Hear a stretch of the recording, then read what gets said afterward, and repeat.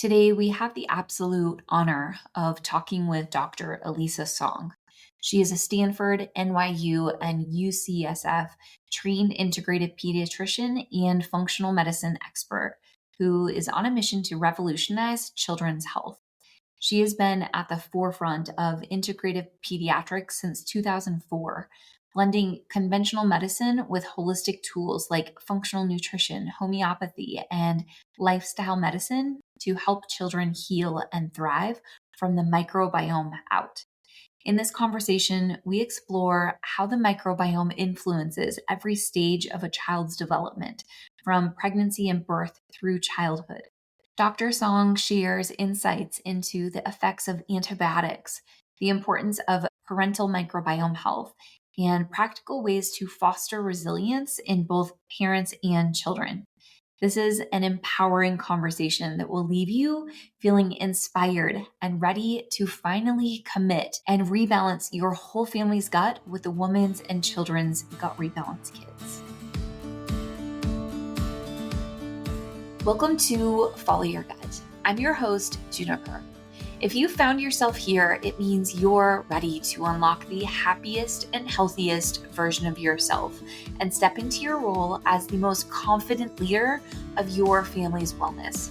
Together, we'll navigate the path to optimal health and vitality. Let's dive in and transform your life. Elisa, welcome to the podcast. It is an absolute honor to have you here. And as I shared with you right before I pushed the record button, what I would have given to have you in my life when my son was really unwell and when my adventure in the microbiome world first began. Will you please just take a moment to introduce yourself? Your voice, your experience, your knowledge is so powerful. So you're a real gift to all of us moms. Thank you. Oh, thanks so much. I so appreciate your kind words, and I'm honored to be here. My passion is really to educate moms and kids, and a lot of it stems from me being a mom and diving into this and wanting the best for my kids. Just seeing the state of health right now that children are encountering and at risk for. It's time to change. And so I am an integrative pediatrician and pediatric functional medicine doc. I'm in the San Francisco Bay Area, and I started my practice back in 2004. So it's been quite a while. I started it. It was one of the first integrative, and back then there was no term integrative pediatrics. It was kind of alternative medicine, right? Yeah. And so, when I started, it was kind of the Wild West out there with really trying to apply adult functional medicine knowledge to pediatric populations. So I found my way and just have had the honor to really build this beautiful practice of families who, it runs a gamut from kids whose parents realize that the way healthcare is working is really not serving our kids to really help them thrive. It's not providing true sort of preventive resilience, in our kids, to families, and families who want to seek an MD who can also offer alternatives to medications and know that when medications are necessary, how to do some of the mop up, as you're well aware, right, from the especially to the microbiome in our children, to families who have sick kids, whether it's mental health concerns or ADHD or autoimmune conditions, eczema, asthma, allergies, all of which are on the rise, and are looking for ways to actually heal from the inside out rather than just kind of use Band-Aid solutions. And so it's been a journey, and I've loved every bit of it. And I incorporate, of course, conventional pediatrics, but I also do diet and lifestyle, functional medicine, homeopathy, acupressure and acupuncture, essential oils. Homeopathy is a big part of my practice. So I like to tell parents, look, we're not going to throw the baby out with the bathwater. There is a time and a place for conventional medicine. However, we know that many, many conventional medicines are overused and inappropriately used, and without an understanding of some of the unintended consequences that may be trading short-term benefits for longer-term future health problems. So being aware of that. And I started my online business, Healthy Kids, Happy Kids, really out of this recognition that so many families don't have access to this information and they don't have access to an integrated pediatrician near them, and are want to do the best for their kids, but don't necessarily want to trust Dr. Google, right? Yeah. And so that I'm honored to be a resource for families and for practitioners. I mean, I will say it's one of the most inspiring things when a conventional pediatrician or family practice doc, writes me or messages me and says that, something, a podcast they listen to like this, or my book that they've read has opened their eyes, and now they're looking at getting more training in this other way of thinking. So, I mean, that inspires me every day too. My son, he was born in 2014, and even then, this was not something that I could find. Yeah. I mean, I took him to 17 different healthcare professionals Yeah. looking for answers, and not a single, and across the board, Ayurvedic doctors, pediatricians, allergists, lactation consultants, everybody. I was just trying to connect the dots because I knew that his really bad skin rash, his reflux, his colic, his, as he was getting older, that really sour smell in his Yeah. diaper, undigested food, behavioral issues. I knew it was all connected, but there Yeah. was not anyone until we finally met with a naturopath who you know, validated what I knew all along. It was all connected. And he helped me bring it back to his microbiome and taught me how to heal his gut. And I had to fight so hard. And that is why I have created my business, Only Organics, is to share the healing that he taught me. And when you heal the body from the foundation, when you heal from that microbiome, it is absolutely amazing what your body is capable of, Yeah. and how much your body can actually heal itself when your microbiome is healthy. And even for me, after I learned all of this with my son, I was like, well, there's like no negative side effects of healing my own microbiome. Mhm. I'm going to apply this to myself and my whole family.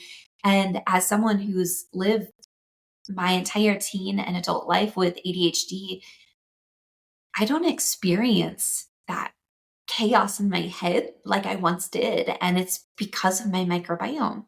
Yeah. And so I think I want to, there's so many ways that we could take this conversation, but I think we should focus some time on two key things: antibiotic use and how this impacts a woman's pregnancy, a child developing in utero into early childhood, and what happens when a mom takes antibiotics during birth or early life for that Yeah. baby, or if that baby directly needs antibiotics. So I want to talk about that.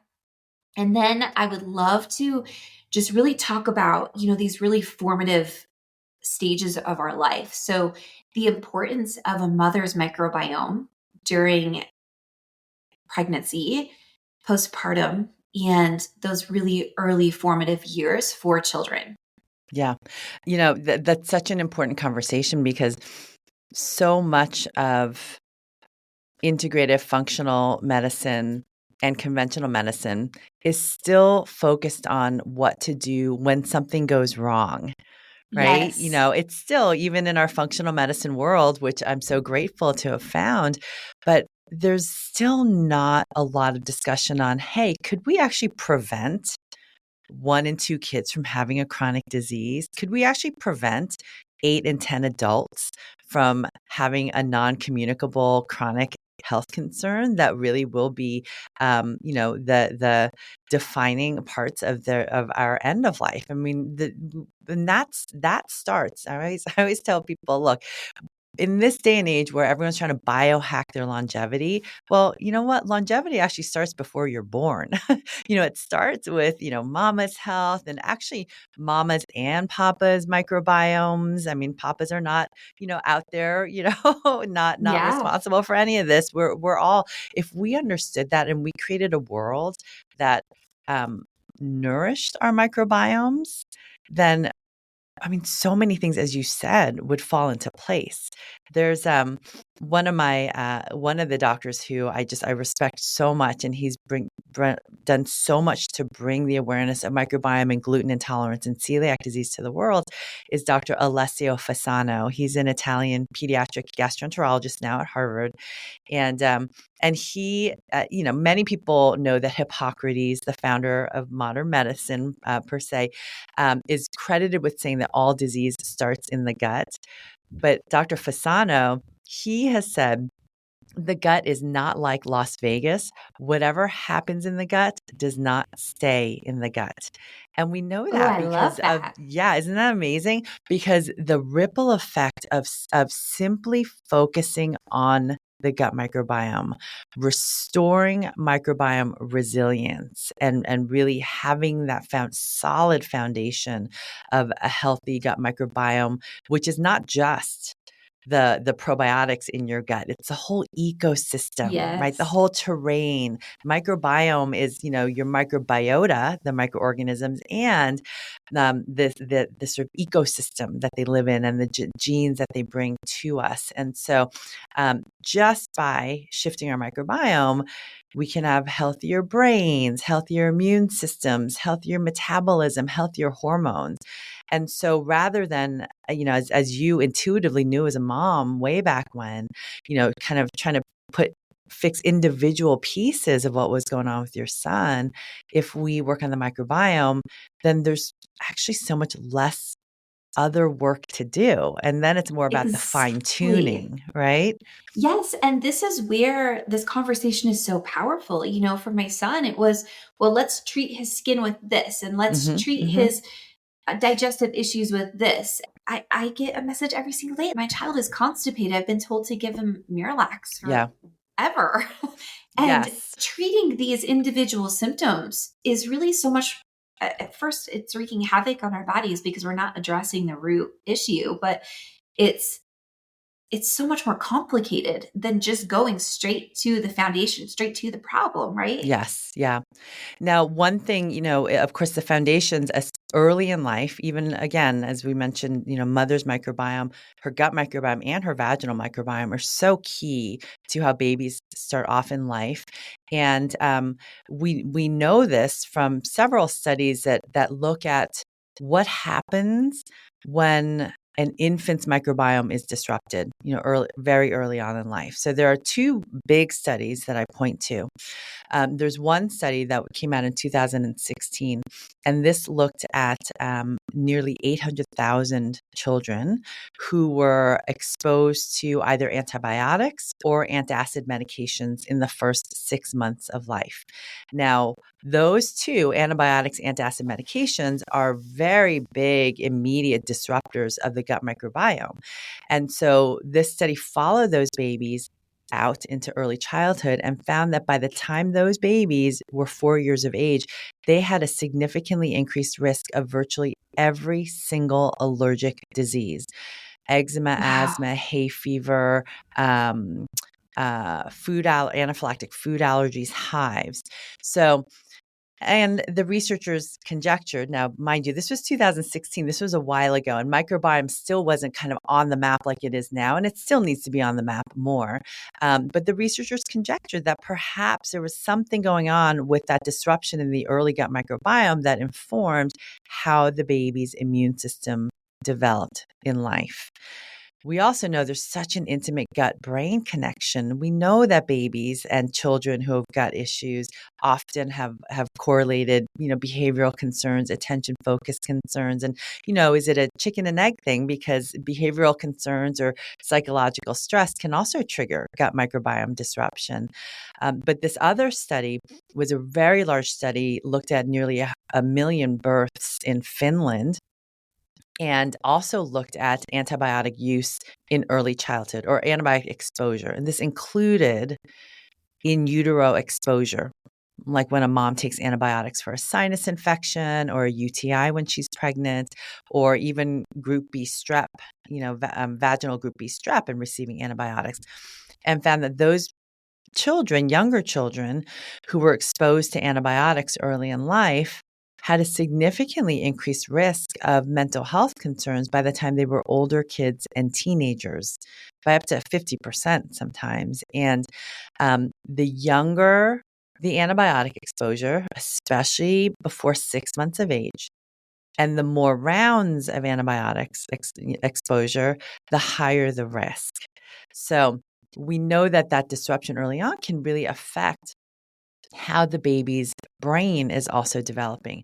Now, I always pause here though, because, a lot of moms listening are going to think, oh my gosh, but I had antibiotics when I was pregnant, or my child received antibiotics when they were 3 months old, and now they have X, Y, and Z.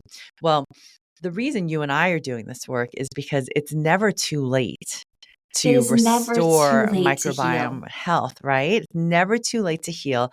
But the first part of healing is to first understand and know. And I will say there is a time and a place for antibiotics. It's just that we have to know when they're necessary and also know how to do the mop up. It's really, knowledge truly is power. And even if those antibiotics were years ago and your child now is 8 or 12 or 15, we can still restore. It might take a little bit longer, but that's okay. I mean, this is, we really want to think of microbiome resilience for a lifetime, not just this, one-off, let's fix it and not worry about it. It really has to become a way that we live and think about our everyday. How do we support and nourish not just me, but the trillions of tiny, friends in my tummy that are living inside of me?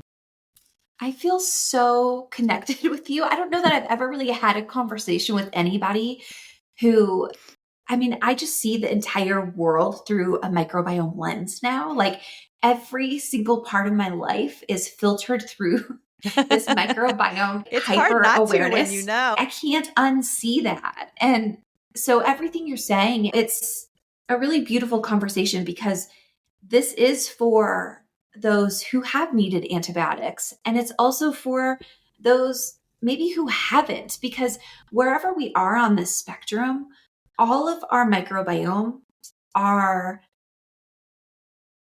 kind of fighting their own battle all the time Yes. with Yes. our exposures, whether Yeah. it's to medications or just the toxins and chemicals in our foods and in the air and in the water. And so having this awareness is power, no matter what stage of your life you're in. But I feel that it is especially lacking. This awareness is lacking in our mother bearing years. And Yeah.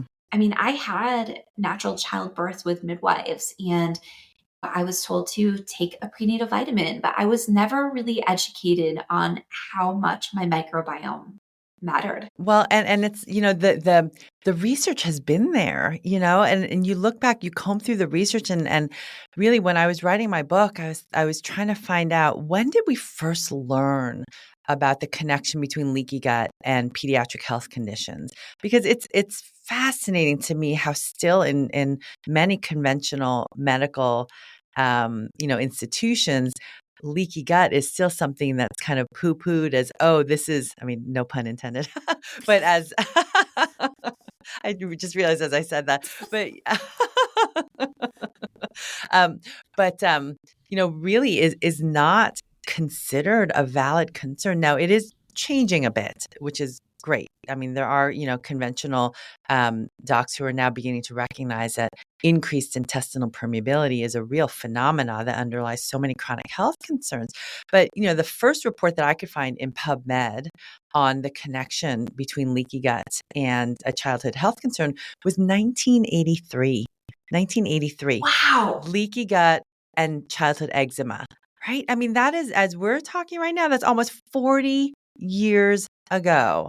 And to not have this more in the forefront, there's a paper from the 1980s looking at mothers who where there's a family history for that baby on maternal or paternal side of atopy, right? Eczema, asthma, hay fever, allergies. I mean, those are so much on the rise, right? And so we should be aware of this. Now, this one paper looked at mothers, gave them one probiotic strain, Lactobacillus rhamnosus GG, which is super easy to find over the counter at CVS or Walgreens. It's called Culturelle. But mothers who receive that antibiotic during their third trimester and for the duration of nursing had a significantly decreased risk of their babies developing atopic disease. I mean, why not? Why not share the information? Why Why not? wouldn't an OBGYN or a pediatrician know that simple, safe intervention to suggest? Right. And so, I mean, there's so many things that, they say it takes, an average of 17 years for the research to get translated into clinical practice. But this has been way over 17 years. And it's time. It's time that parents and practitioners really understood this is grounded in science and evidence. It's not just this, woo-woo thing that, it's a fad that's going to go away. It's something that we really need to embrace as the future of how we need to be practicing medicine from a microbiome centric standpoint, as you said. Absolutely. And I mean, in so many ways, I can relate as a mom who saw my child suffer for 2.5 years without answers. When the naturopath said his gut is imbalanced, we need to heal his microbiome, my first thought is, how can it be that simple? How can that be the answer? We have jumped through so many hoops. We have fought so many battles. How can it be that simple? But the answer is that our microbiome is not simple. It's very complex, and the intricacies and connections it has to every single part of our body is so profound. Yeah. And I get these questions quite frequently from moms. I think it's got to be something different for my child. It's got to be something bigger going on. And the truth is that our microbiome is so significant for our overall health. That's right. And things, you know what? A lot of the things in life, many of the solutions in life, if we think about it, they're actually simple solutions like, Yeah. getting restorative sleep every night or moving your body every day. Those are simple solutions. And yet simple doesn't mean it's easy. And simple, these simple changes and working on the microbiome are things that, as you said, can be so profound, but we have to put in the work. It is not just about popping a pill and saying, oh, microbiome is fixed. I mean, this really is how we're living and eating and breathing every single day. And the biggest fallacy for a lot of families and even practitioners is, oh, well, fixing your microbiome is just about taking probiotics, which is so far from the truth. And, the other thing too, to your point, when you said, well, a lot of parents think, could it really be that simple? I do want to also point out that, for some families, the question that I get is, well, I had a natural delivery, no antibiotics. I was eating great, doing everything right, but my child still has eczema. This was me. Yep, they still have colic. They still have behavioral concerns.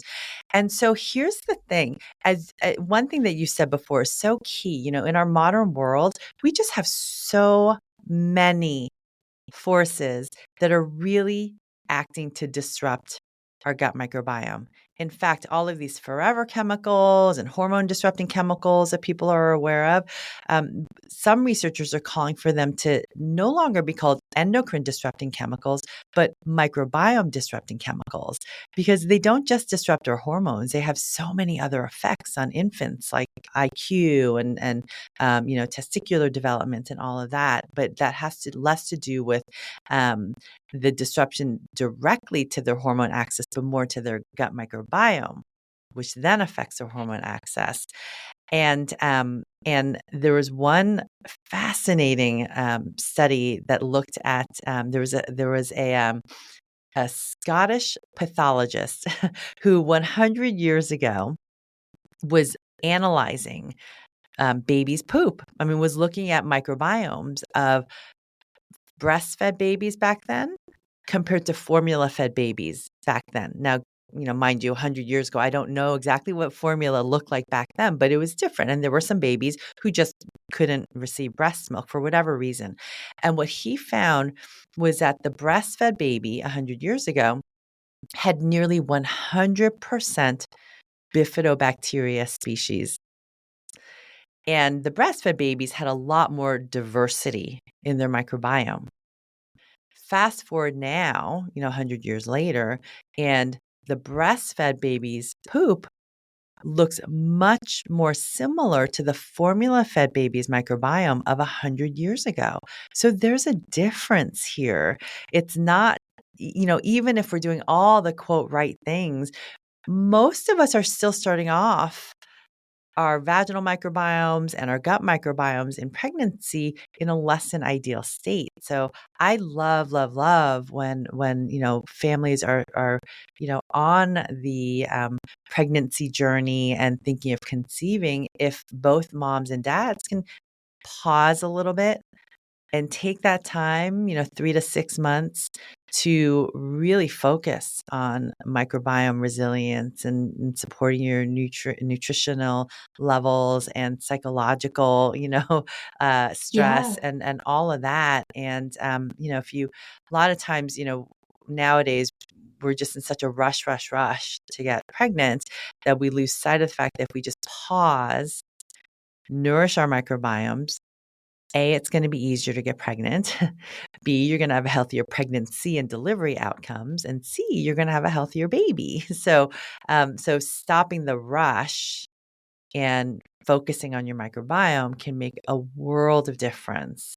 So I encourage mamas who are listening right now and, trying to conceive their first or second or third baby and feeling like time is running out and I have to, really get on this. And my doctor's saying I have to do X, Y, and Z. Taking that moment to do the microbiome work for you and your partner is really going to be so worthwhile. Well, something that you said, our exposure is so high. And simultaneously, chemicalized farming has really changed the microbiome that's available in our Yes. foods. And so we really have to be intentional. It's a very intentional work to restore our microbiome and then maintain that balance in our bodies. And this work does take time. There's some people, I've been following your healing method for 6 weeks and I've 3 weeks and I've not really seen a difference. And it always comes back to time. How long have you lived your life with these symptoms, or how long have you maybe not been focusing on your microbiome? It's going to take time for your microbiome to heal. And when you can pause preconception to really consider that, I mean, you are setting yourself and your baby up for such a beautiful experience, because it not only is going to impact your baby from the very beginning of their life, but also maybe we could talk a little bit about a mama's postpartum period, the difference Mm. between, when her microbiome isn't healthy and strong versus when it is, and that different experience. And the statistics are alarming in postpartum depression rates and what that period looks like for a mama. Yeah. Well, our microbiome is so instrumental in making so many substances that are called postbiotics that nourish our health, our body, our brains, our immune system. So when your microbiome becomes depleted, many are the beneficial flora, the probiotics in your gut that are designed to make your vitamin B12, make butyrate, which is a short chain fatty acid that supports your mitochondria and your brain health, make the vast majority of our serotonin that helps us feel calm and relaxed and helps us sleep, or dopamine that helps us stay focused, or acetylcholine, which helps us connect and the dots in our brains. When we don't have that after birth, and we're depleted, which, pregnancy and delivery, they're a huge stressor on your body, right? That's why many women, at the 3-month mark, hair is falling out like crazy, Yes. right? Because your body just went through this massive, massive change, and stress. I mean, it is a stress to your body. And so we need that microbiome restoration, the healthy microbiome, to be able to recover. There's a microbiome mitochondria connection that's really intimate. I mean, what's fascinating is, our microbiota they're ancient, right? I mean, they evolved long before we did. And same thing with our mitochondria. I mean, they kind of evolved together inside of us. So this microbiome mitochondria crosstalk. And mitochondria, for people who aren't aware, they are the cellular powerhouses of our bodies. They create cellular energy. So I'm not talking about rah rah, I'm, super hyper. I'm talking more about the energy to repair the damage done on a daily basis, the energy to have endurance both physically and mentally, the energy to detoxify and push out from your cells and your body the things that don't belong. And so when we don't have that foundation of cellular energy, we know that mitochondrial disruption and microbiome disruption are some of the leading underlying factors in chronic disease in both kids and adults, but very much so for adults. And so, even once your baby is born, making sure that you're nourishing your microbiome is going to support your recovery, your postpartum mood, postpartum anxiety, energy, resilience, and also support your baby's developing microbiome and their gut immune system connection and their gut brain connection. So this is where really prioritizing mother's nutrition and health postpartum is so key. It's not a I'll do it when I have time after the diapers and the dishes and the cooking and all of that. It's really, you have to do this not just for yourself, not just for your baby, but to really have a sustainable future together. Well, and I love that word sustainable, because when you do put in the work, I mean, it really, I think there's like this transitional period that I experience and that I see in so many families is there's this transitional period to really learn and adopt a microbiome lifestyle. Yes. And once you get there, it really just becomes what life is. And it's not hard. I mean, my family, we are prioritizing our microbiome every moment of every single day with every choice that we make. And it's not a big effort because it's the lifestyle that we choose to live. And Yeah. so when you put in that work to initially learn how to adopt a microbiome lifestyle, it becomes second nature.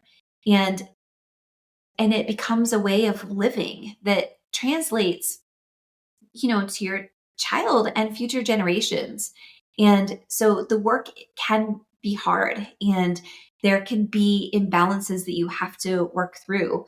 But once you get to this place, it's so beautiful and it really makes parenting, for example, so much easier. It makes sleep so much easier. It makes our everyday functions come with so much ease and joy because our bodies are functioning optimally. Yeah. And it really, really and truly is a microbiome lifestyle. And that's, that's exactly why I wrote my book, because I want parents and children and teenagers to understand this is not something that is rocket science per se. We may have to do the work initially to restore and repair the gut if your microbiome has already become disrupted. But then the way to keep your gut microbiome in a healthy state is with the things and the choices that we make every single day. And they're not difficult things to learn how to do. I mean, in the book, I call them the 5 things for microbiome magic. And these are 5 things that we're already doing every single day. We're already eating every day. We're breathing, we're moving, we're hydrating and sleeping. And so if we just learn a little bit more about, the why and the how of doing these in a way that nourishes your microbiome, it becomes second nature to, let's say you're at the grocery store, when you're these are my kids or teenagers now, when they're picking up a bag of chips, they know to turn it over. It takes all of 2 seconds, turn it over, glance at the labels, and they know the keywords to know, oh, maybe I'll choose something that doesn't have monosodium glutamate and pick up another bag of chips. And now in our day and age now, there's so many options out there that are better for you and better for your microbiome. And so, simply just having those habits in place, and it's all about learning new habits and then just making those a part of your daily life. And I promise you, I mean, kids, teens, adults, it doesn't take that long. I had one kiddo who we were talking about, we did a little fun sugar cube game, and teaching kids about, why sugar is really so disruptive to their microbiome and how they're thinking and how they're feeling. And, do you ever get too worried about things and feel like it's too hard to manage, or, have trouble sleeping and you're just sitting there at night and, you're worried that I'm never going to be able to fall asleep, and tying it back to the microbiome and to the sugar. And so, once they realize, oh, okay, well, I shouldn't have really any more than about, 6 teaspoons of added sugar in a day, or 25 grams. I mean, they're kind of making a little math fun project, right? And then have them realize, like my son came home the other day. I don't want to throw my son under the bus all the time, but he's the one who wants like the boba and the chips and all that stuff, right? And so he wanted to have a boba tea with his friends. And so I said, well, let's just make an informed decision, right? Just look and see like what the ingredients are. And he said, oh, well, there's nothing artificial in there. There actually is some strawberry in there. I'm like, okay, well, what about the added sugar? And he's like, oh, it has like 42 grams of added sugar, right? Which is, if you want to do the math, about 4 grams is that's like 10 and a half teaspoons of added sugar in one go. And think about how easily you could slurp down a boba tea compared to, you can't spoon in 10 teaspoons of sugar that quickly, right?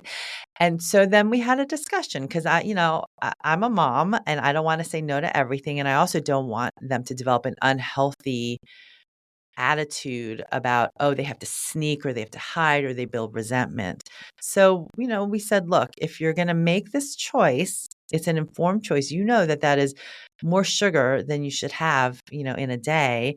So we really need to cushion that and support your microbiome really fully with, nourishing meal with lots of fiber and phytonutrients, around that.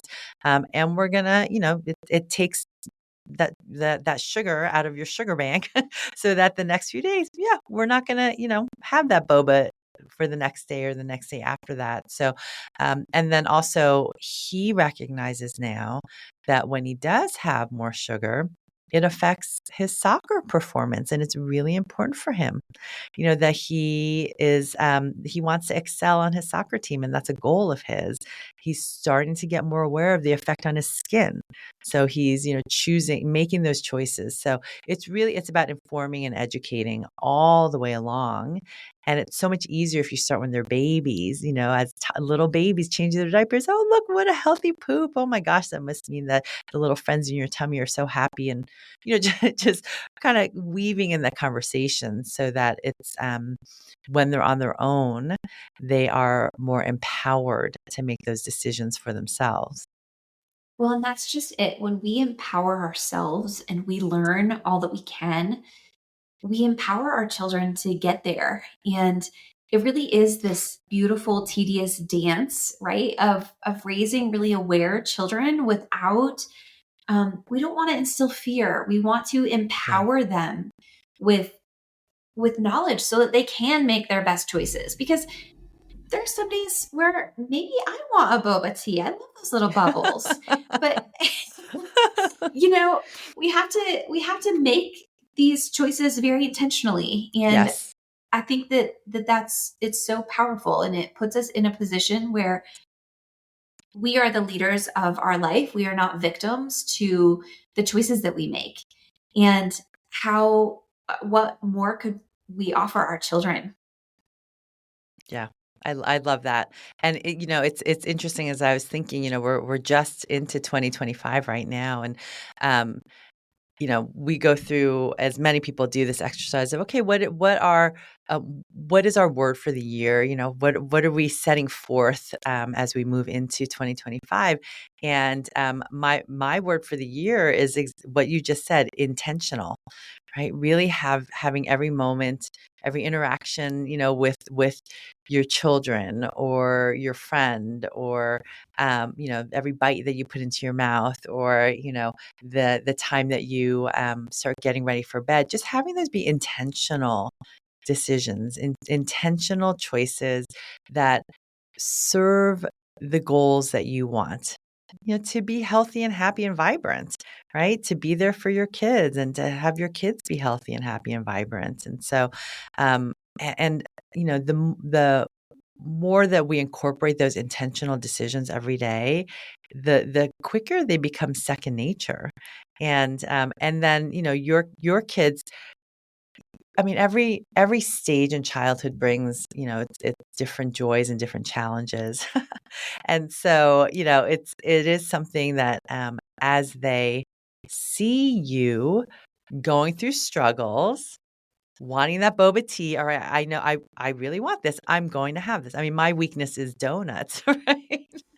And so they know, okay, well, usually I don't have a donut, but if it's there, I probably will have that donut. And yet, it's going to be an intentional decision to have this, enjoy it fully, no guilt.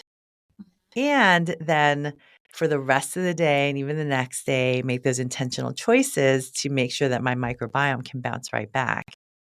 Yes, and isn't it so it's so gratifying. My son, I have 4 kids. My oldest, they're 14 and he just turned 11.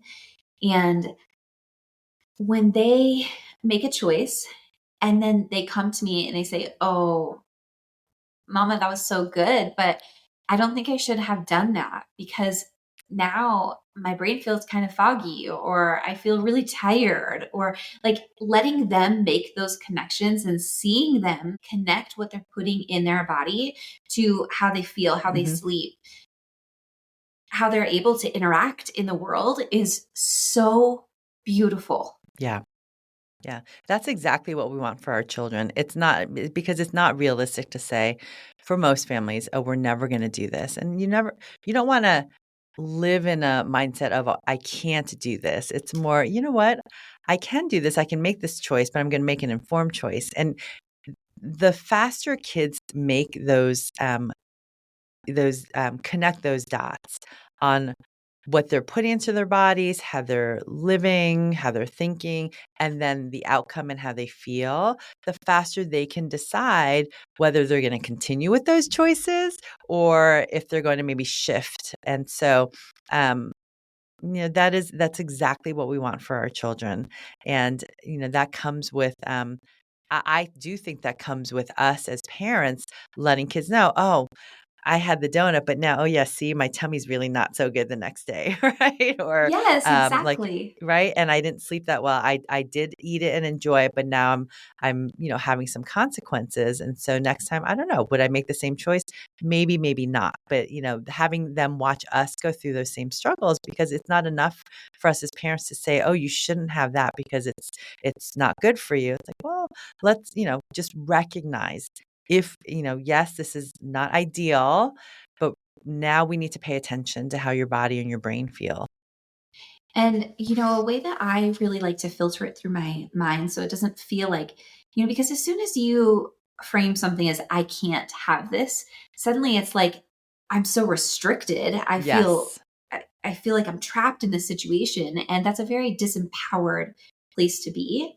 And so instead, I try to kind of look at it as like, we get to say yes and no to everything. And when we say yes to something, that's saying no to something else, and vice versa.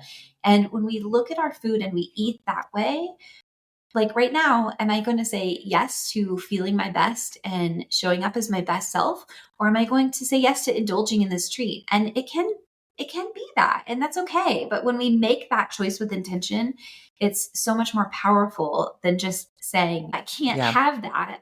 You're not going to succeed in your microbiome lifestyle. Yeah. Okay, so we have talked about the importance of a mama's and a dad's microbiome, preconception, pregnancy, postpartum, how important it is for a child's development. Can we kind of dive into antibiotics a little bit deeper? You speak about antibiotics differently than I've ever heard a doctor speak about antibiotics, and in such a different light and in such a different way. And just like with food, I love that you have this very healthy relationship of sometimes it's okay, sometimes it's needed, but we are over prescribing them. We are over using antibiotics. Yeah. So, I mean, we have, with antibiotics, and of course, I mean, antibiotics are considered one of the most important public health inventions of the 20th century. And, truly in a time where even minor infections were killing people, they were so important. They were life changing and they can be life saving. But now we are really at the point in the 21st century where we're seeing the consequences of this overuse and inappropriate use of antibiotics. And we can think about that from, a public health perspective and also an individual health perspective. From a public health perspective, the overuse of antibiotics is now leading to a time where by 2050, some world health experts are really concerned that antibiotic resistance is going to become a leading cause of death worldwide. A leading cause. And this is going to be a time where, a simple skin infection or maybe, an ear infection or whatever it might be could become life threatening. We never want to get to that point. Now, the pharmaceutical industry, is calling for, development of new, different antibiotics, but we're just going to be in that same place all over again eventually. So we really have to understand, that good antibiotic stewardship, only using them when they're necessary and using them, really judiciously is very important. Because in some studies, especially in children, up to 70% of antibiotics that are prescribed to children are inappropriately prescribed, either for viral infections that where antibiotics don't do anything for, or stronger antibiotics than are needed. And so, we really, I mean, especially as a mom, when you're going into urgent care or to your doc and they're prescribing antibiotics, it is I think we need to be advocates for our children to make sure that those antibiotics are appropriately used. Now, from an individual health perspective, we also have to recognize that antibiotics they kill bacteria, but they don't really care which bacteria they kill. I mean, they're going to kill hopefully the bad stuff, but also the good stuff, our probiotics, right along with them. And some antibiotics have been shown to actually preferentially kill some of the beneficial flora at the expense of saving some of the not such good flora, which is why we see C. diff infections, right? All the good bacteria have been wiped out. And now all of a sudden the C. diff can overgrow and we have a C. diff infection. And so, and then, with that, we know every round of antibiotics, even as an adult, can increase the risk of psychiatric and mental health concerns after that course. And so, 3 months down the road, 6 months down the road, if all of a sudden as an adult or a teenager, who started on doxycycline for their acne, is feeling anxious or can't sleep or having a hard time manage, not enough people are connecting the dots to say, well, could it be because of the antibiotics and the disruption to their microbiome, right? Or, the disruption to their gut immune system connection and maybe an increased risk for autoimmunity later on. And so, it's both concerns for me as a pediatrician, this public health concern, and absolutely this individual health concern for this kiddo in front of me. And that's where when we, look at, I mean, that's why I love using more natural medicine tools and using homeopathy and essential oils and herbs, because those are not going to have the same disruptive effect to the microbiome. And given that most illnesses that children encounter are viral, there's so much we can do for viruses that don't involve antibiotics at all, and shouldn't involve antibiotics. And so now, when antibiotics are needed, though, it's also important that, even if your practitioner isn't aware, that you as a parent understand, okay, these antibiotics, I'm going to trust that they're necessary. We're going to finish the whole course so we don't develop antibiotic resistance. But we're also going to really, really double down on our microbiome lifestyle and, really restore and repair whatever damage has been done by the antibiotics so that our kids will bounce right back and not have some of the unintended long-term consequences. So, very trending conversation right now that it takes 2 years for your gut to restore itself after one round of antibiotics. Mm. And I like the significance of that conversation because it really highlights how big of an impact the antibiotics are making on your good bacteria. But a lot of us are starting those antibiotics with maybe not the Yeah. healthiest microbiome in the first place. And what is your experience in this? Well, I mean, I guess it depends on the organism, because some organisms will bounce back more quickly than others, and so it may be that certain species do take longer. However, most of these studies are not controlled for diet and lifestyle. Right. And, when we're really focused on feeding the good guys and, getting all the nourishment to bring back those healthy probiotics to our gut microbiome, I do think that the restoration can be faster. And so, because we know, diet can change your microbiome for better or for worse within 48 to 72 hours. It doesn't take that long to shift. But the key here is that we want to keep them there. Right. And so that's where, when we think about post antibiotic repair, I would recommend taking a probiotic supplement, maybe taking some nutrients to restore your gut lining, prevent leaky gut from happening. Yeah, and really importantly, getting back to the basics of, the fiber, phytonutrients, fermented foods for your microbiome, keeping out those ultra processed foods so that we're not inadvertently killing off the beneficial flora that we're trying to restore, and making sure that we're, moving our bodies, hydrating and sleeping enough to really give those beneficial bacteria a chance to really come back and want to call your gut their home again, right? I mean, it's kind of like, we're trying to call in all the good neighbors into your microbiome. Well, and I'm so curious your perspective on this. So, when we were healing our son, I was told, to avoid wheat and dairy as these feed a lot of the bad bacterias and the yeast. And so, is this something that you also recommend? Yeah, I would say if your child has any health concerns and we're working on their gut, I do absolutely think it's worth being off of gluten and dairy.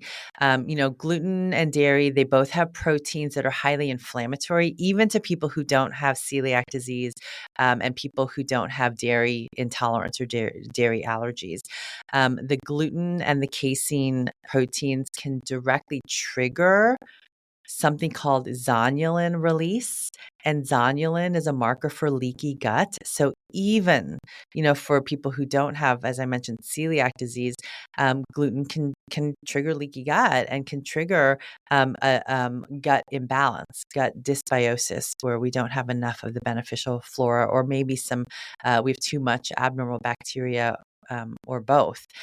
And so, during that time of healing, I do think it is important. In general, I think that, variety is so important for your microbiome. I mean, just like, we need lots of different kinds of vitamins and minerals and phytonutrients to survive and thrive. So do our microbiota.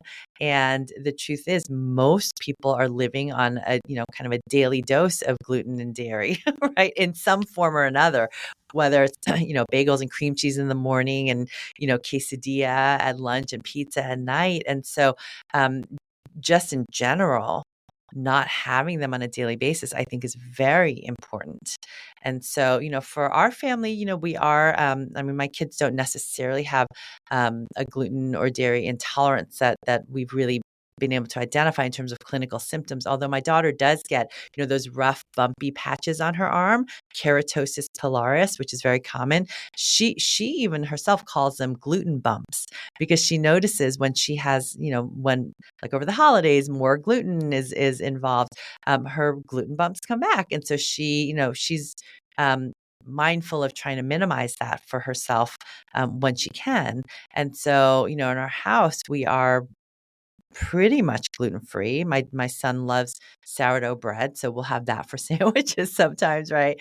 But also what I don't want families to do then is remove the gluten and just have rice products every day, or corn products every day. It's that variety is so important. And when we have that variety, we are less likely to develop an intolerance to that food. And it gives our gut and our immune system a break from kind of a daily onslaught of the same things. Yeah, I love that. We choose to be gluten and dairy free because we just feel so much better. Yeah. And I do get the question of, well, if I'm eliminating the dairy and the gluten, am I going to develop an intolerance to it? And you kind of spoke to this, that this reaction that it has in our body is actually, all of us experience this reaction in our body to the proteins in wheat and dairy. And it's not necessarily an intolerance. It's just this reaction that happens inside our body, and it's happening whether we are avoiding them or not. Yeah. Well, and I think too, because some people will comment, well, I felt fine or okay, when I was eating these, and then I stopped them. And now when I even just have a little bit, I feel terrible. Well, when we think about it, before you've cleaned up your diet, if you're living at a kind of low grade simmering level of inflammation, and you just even don't realize how poorly you feel, because you don't feel terrible, but you're not feeling your best, right? And so then when you clean up your diet, clean up your gut, and you realize how good you can feel, how much more energy, or I don't have that back pain when I wake up in the morning, or wow, I'm so much more clear, I'm remembering my words more easily, right? And so then, when you have a little, a piece of gluten here or there or dairy, and you react to it, now your body is having the reaction that it did probably when you first had that food, but you've covered it up, after a while by having them every day and just living with a constant state of low grade malaise, just not feeling that good, right? Yeah, I have this conversation with mamas every single day. And you just put it into words so beautifully, is it's not that you've developed this intolerance or this new reaction. It's that your body was always reacting that way. Now you just feel so good that you notice the difference a lot easier. Yeah. Okay, Elisa, this has been such a pleasure to have you here and to chat with you. You are a gift to so many mamas listening. And so thank you for what you do and for your heart and for making this awareness so easily available. Well, thank you so much for having me. And I'm just so honored to be able to chat with you and all of the mamas listening. Thank you for joining me in today's episode of Follow Your Gut.